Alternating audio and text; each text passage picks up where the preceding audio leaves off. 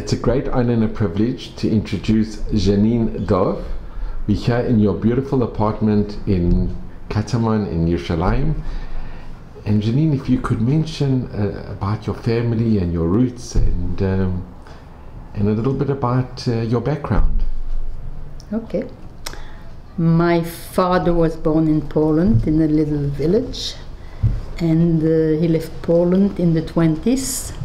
First he went to Berlin, and then he went to Antwerp, where he became a diamond dealer, cleaver, and my mother was born in Leipzig, but she grew up in Dresden, and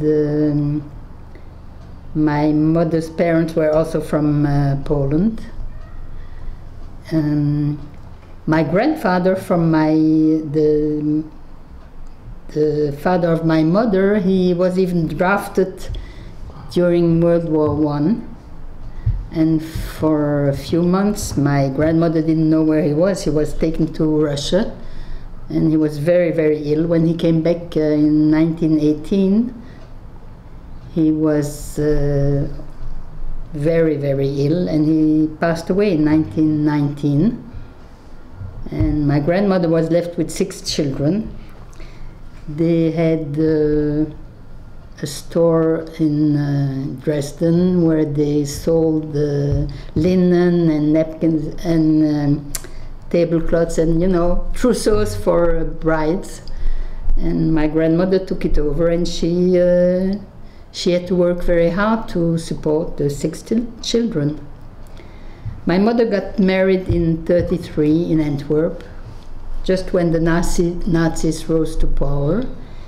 And my grandmother left Germany in 1936 to Palestine with her son, my uncle. And she had 2 daughters who got married in Teplitz, which was in the Sudeten. 2 sisters who married 2 brothers. And they left when the ground was already burning in 1939. They also came to Palestine. But I had another aunt who was living in Frankfurt, and her husband said, I'm not staying here. In 1935. He said, I'm not staying here, it's terrible, I'm going to Palestine. They went to Palestine, and they had a chicken store. I mean, they sold chicken on Agrippa Street. It was called Haof, but unfortunately my aunt passed away when she was very young, in 1940 or 41.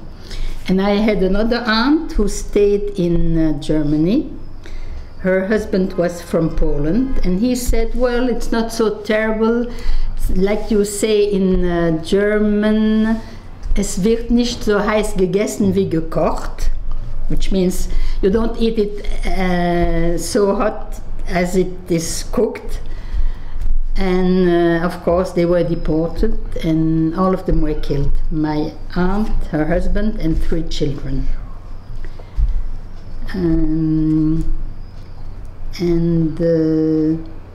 My parents were in Antwerp when the war started. I have a sister who was born in 1934, a brother was born in 1938, and they left Antwerp in 1940, when the Germans entered Belgium. They went first to France. They got till Royan, but the bombing was so bad that my mother said, we are going back to Belgium. So they went back, and in 1941 they left Antwerp and they went to Namur, which was in the southern part of Belgium, where the people were less pro-German than in Antwerp. They were living there as Jews because they had to declare that they were Jews, and they also wore the yellow star. And in 1942 I was born on the 11th of September 1942, which was Erev Shabbat and Erev Rosh Hashanah. And At this time, they already had gotten false papers because my family knew somebody who was working at City Hall in Namur, and they gave false papers to us. But as we were registered as Jews, the Germans knew exactly where we were living, and they came when I was 2 or 3 weeks old. They came to fetch us. My father was in his talit, and my mother said, "How can you take us?" She was speaking German to this officer. "How can you take us? I have a little baby." And so he said, "You know what? You can stay in the meantime. We'll come back." Then, of course, my father went into hiding with 2 nephews of him. And my mother put my sister in an orphanage, in a monastery. But after a while, the Mother Superior said it's too dangerous to keep her, take her away. So my mother took my sister, and we stayed in another apartment with my mother and my brother and sister. And my mother wasn't afraid to go out because, you know, a woman, you cannot prove that she's Jewish. And she had false papers, and she spoke French with an accent, so she said, "Yes, I'm a refugee from Antwerp." So this is how we got through the war. And she didn't, when she went out, she didn't wear the star? No, of course not. In 42, no, nobody wore stars anymore. It was and where were you in hiding? We were in hiding in an apartment in Namur. I mean, this is where we went through the war. And after liberation, we went back to Antwerp. Can I ask, what is your earliest recollections? What do you remember? I remember nothing. You know what I remember? I remember in 46 there was a Purim gathering with American soldiers, and I had to sing La Marseillaise. I don't know why. La Marseillaise is the French hymn. I don't know why I knew the Marseillaise. Don't ask me why, but yeah, I was singing the Marseillaise. So this is my earliest recollection. I really don't remember anything. My brother remembers vaguely that we started crying when the Germans came in 42, but they also don't remember too much. Neither my sister. And when you were in hiding, when your mother was hiding you in Namur, did the non-Jews in the town know that you were Jewish, or did they know that you were? I have no idea. Well, the guy from City Hall knew it, but the others, I don't know. I really don't know. I have no idea. But it was very kind of the official from the City Hall to give the false papers. He became... That actually saved your whole family's life. Of course, and also the extended family. My extended family, we had a lot of people in the area during the war, and he helped us, and he became just among the nations. Did you ever meet him? I met him after the war, yes, because his wife had open heart surgery in the 50s, which was very rare. She had the operation in Holland, and then she came to Antwerp for recuperation in the hospital, and we went to visit him and her. And we also went once to Namur, and I remember him, yes, but vaguely. But unfortunately, I don't know, my father didn't stay very close to him. I had a cousin who was really all the time in contact with the people who hit them, and also with this Monsieur Hénin. He was the one that worked at City Hall. And lately, a few years ago, he became a just among the nations. From Yad Vashem. Yeah. Righteous among just the righteous among the nations, yes. And he got, his daughter got the certificate because he and his wife passed away a long time ago, so they didn't see it, but his daughter got it. And it's amazing because when you came to Israel, you worked as a volunteer tour guide at Yad Vashem. Mm. When you went back to Namur, did you go with your mother and your father? With my father, because my mother passed away in '54. She was ill, and so I never went with her. I went with my father after '54. So. And did he take you to the place where you were in hiding, or? No. We only went to the people that we knew. This Monsieur Hennin, Monsieur and Madame Hennin, and then also a lady was called Gabi. I don't remember her last name. And some other people, Jardin, Monsieur Jardin, who had a brother who was a priest, but they also helped Jews. And went to a few people, this I remember.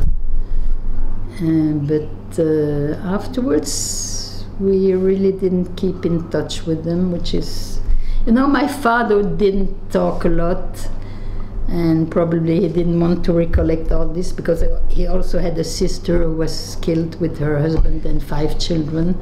So, all this was too painful for them, I think.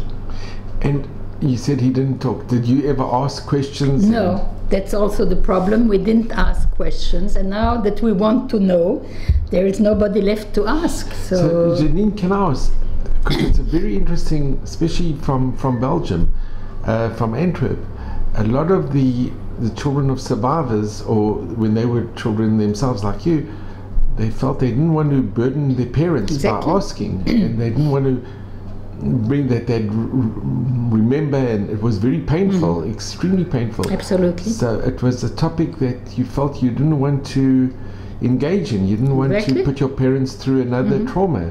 Is that why possibly you didn't ask your father? I suppose. And also look at the people, all the survivors that came to Israel. First of all, they were looked upon like, how come they survived when all the others were killed? Probably they were bad people, they stole the bread from the others. So they didn't want to talk about it. It was terrible. They were looked upon like, traitors or whatever. They started talking only after the Eichmann trial. Because also people said that why didn't you fight, and why but how could you fight? With what? Yeah, and where could you go? It was some people who resisted and who fought, they were killed on the spot. So, how could you fight? You didn't have anything to fight with in the first place. And a few people in the ghetto of Warsaw, they fought, and what was the end of it? They all were killed, most of them. You had only a few survivors. So, against this murderous Nazi machine, you couldn't do anything. Absolutely not. And it's so false to say that people went like sheep to the slaughterhouse, because it's not true. They couldn't do anything. They were, first of all, they were deceived. They didn't know. Exactly. They were told, you are going to work. So, okay, we're going to work hard and we'll survive.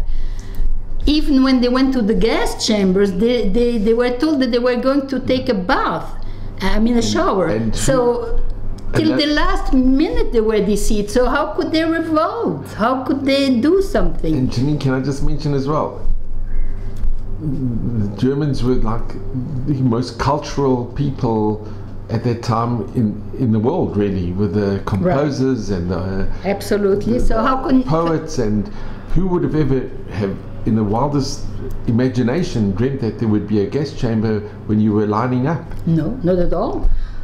Who could have thought that people would behave worse than animals?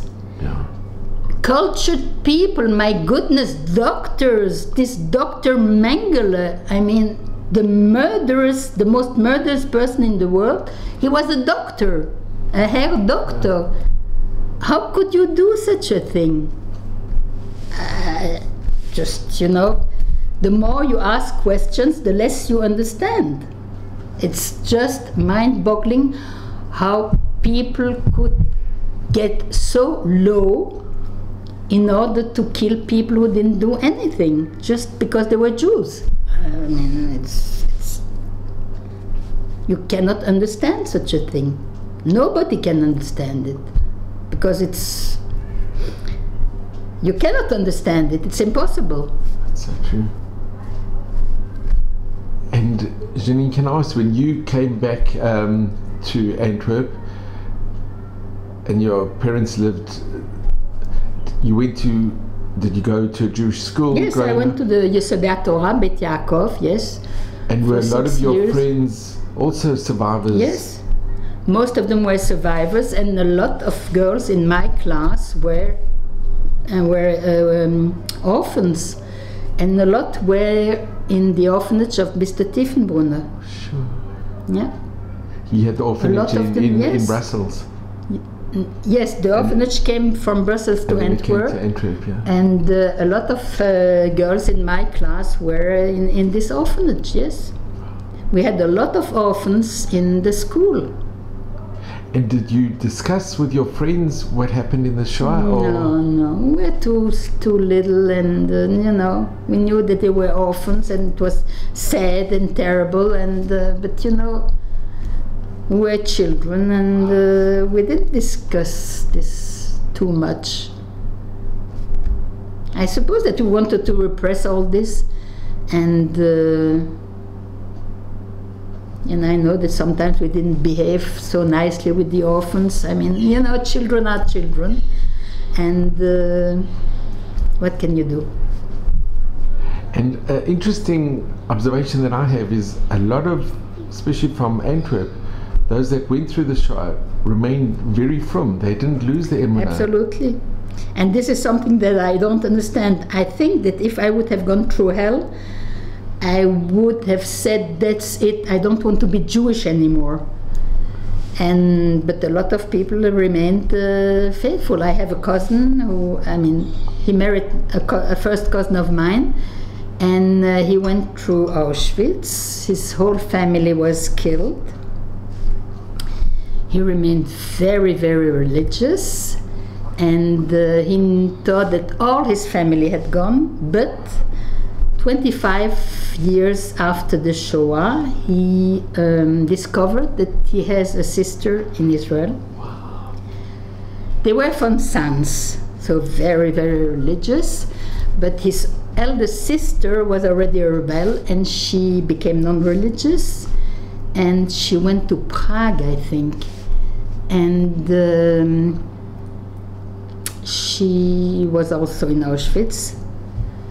She didn't know that he survived, and he didn't know that she survived. He was in Antwerp, and he was Lehrer.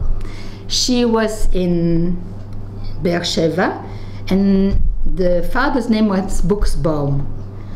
So she was looking up Buxbaum, Zalman's Buxbaum, and I mean, and in those days, you know, there was no internet.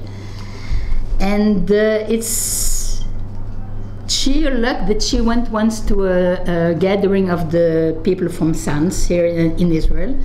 And when they saw her, people didn't know her because she had never come to this gathering. So they asked, one person asks, what's her name? So she says, Buxbaum, Lehrer. So he says, you know, I know a brother of yours, he lives in Antwerp. So she said, well, what? It's impossible. No, he's living in Antwerp, Zalman Lehrer, he has 9 children. And so this is how they got in contact again. Can you imagine? Incredible. And this was written in the Flemish newspaper in Antwerp, yeah, that the brother discovers that he has a sister after 25 years. And so a few days after, my cousin and her husband came to see my cousin's sister. So yeah, this was really amazing. And they kept the kesher, they kept the Yes, connection. even though she was not religious at all, and he was a very religious Orthodox man. Sister. But yeah, they kept in contact till she passed away. And yeah, can you imagine? So this was really amazing that she survived. And he gave the name of this sister to one of his children. Shoo. Because he thought that she was also gone. That's amazing. Wow. So, but I think that even now you have people who find one another after so many years. And now with Yad Vashem, with the database, people can go and Exactly. people have discovered relatives and lost. Absolutely, and yeah, now you have the internet and people are connected, so you can. It's much more easy to find people that you think were gone. And Jeanine, you came to Israel about 20 years ago, yes. and you volunteered at Yad Vashem as a Yes. tour guide. And how did you feel volunteering, going to Yad Vashem and telling your story and just Well, it was a sad experience, let's say, because going through all these horrors, but it was also nice to meet people. But once I had a very bad experience with a Polish lady, a non-Jewish lady, who said yes, but there were Poles who helped the Jews and this and that, and I mean she belittled the Shoah, and I was so mad at her. And afterwards she came up to me after the tour, because during the tour one of the participants told me, don't answer her. So I didn't answer. I went on with the tour, and after the tour she came up to me and she said, yes, I'm from Poland. And so I said, listen lady, my father was born in Poland, and he had not one good memory of Poland. All he knew about it was that all the time it was called Jeet, and I don't want to talk to you. So that was the end of it. But otherwise, I always had people who were really,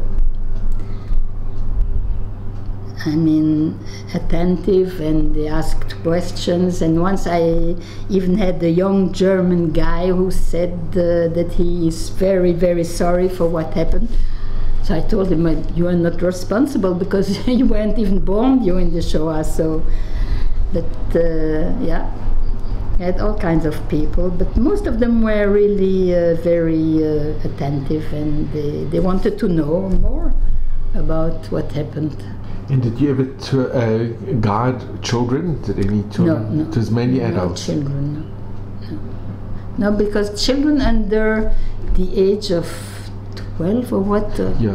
They're But not... Teenagers, did you ever have teenagers? No, I never had. It was more the adults? Yeah. From all over the world? Yeah, from all over the world, yes. But no, children, no, they don't let children in. It's too horrible. It's too traumatic. It is. Yeah, too of course. traumatic. It's and children can't grasp it, and they shouldn't go there. It's too horrible, too graphic, and you see those corpses and everything. It's just too. No, they shouldn't see it. And Jeanine, was it very hard for you to go back to Yad Vashem? Of course. It's not an easy thing. It's a horrible place. It's that it happened, but it's still so horrible that you would like to hope that it didn't happen, but unfortunately it happened, and we have to keep the memory of it, and that's it. For instance, I'm never going to go to Poland because I hate this country, and I think that and I'm not so happy about those pilgrimage to Poland. I'm against it. Most people think that it's a good thing to show the camps and everything. I'm not for it. I think that it became very,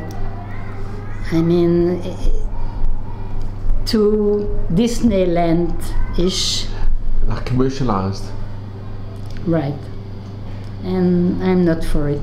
Not at all. Mm-hmm.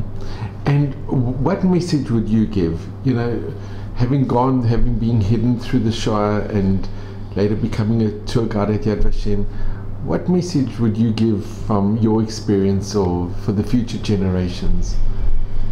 The message is that a person is a person, a human being is a human being.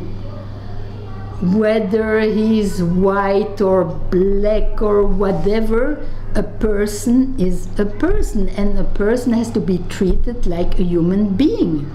And stop all this racism and all this thing. It's just terrible. Look what's going on in America. Why do you shoot a person who didn't do anything to you? Why?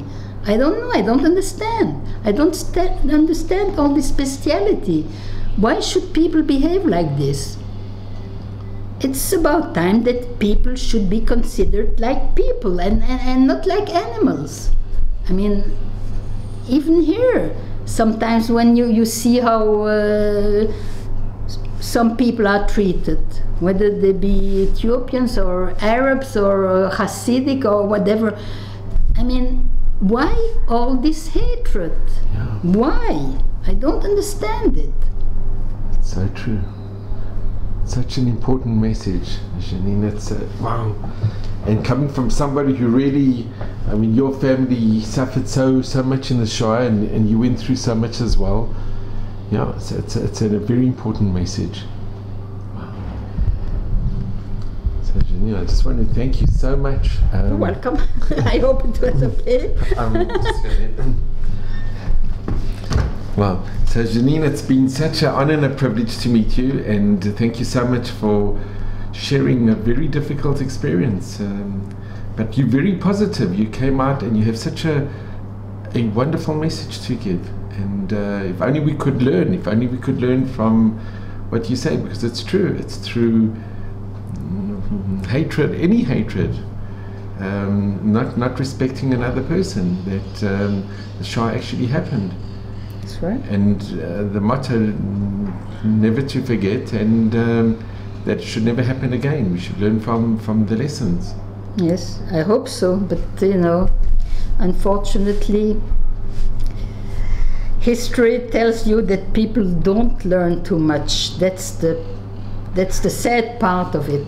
Well, Vizrat Hashem, history repeats itself, unfortunately. Please God, Jeanine, people who will be watching this, they'll learn your message, and they'll take to heart what you said, because it comes from the heart, and somebody who was there, and it's very special. And I really thank you so much, and just in good health, and a Shana Tova. Shana Tova.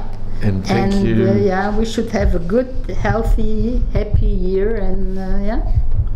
Thank you so much, Jeanine.